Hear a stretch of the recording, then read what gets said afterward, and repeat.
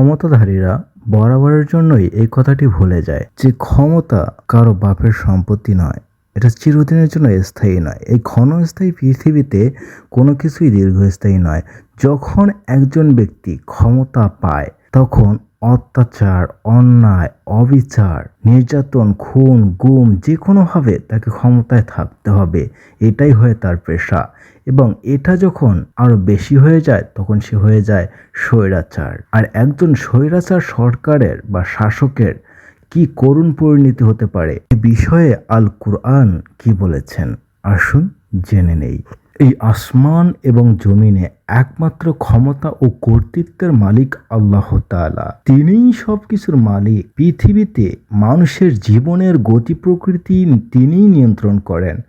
তার নিয়ন্ত্রণের বাইরে কিছুই নেই। খালি চোখে অনেককে আমরা ক্ষমতাধর, দুর্দান্ত, প্রতাপশালী হিসেবে দেখলেও তিনি ইচ্ছে করে কাউকে ক্ষমতা দেন, আবার কারো কাছ থেকে কেড়ে নেন। পবিত্র কুরআনে আল্লাহ তাআলা বলেন, বলো হে আল্লাহ, সারা জাহানের অধিপতি তুমি, যাকে ইচ্ছা রাজত্ব দান করো, যার কাছ থেকে ইচ্ছা রাজত্ব ছিনিয়ে নাও, এবং যাকে ইচ্ছা সম্মান দান করো, আর যাকে ইচ্ছা অপমানে পতিত করো। তোমারই হাতে রয়েছে যাবতীয় কল্যাণ।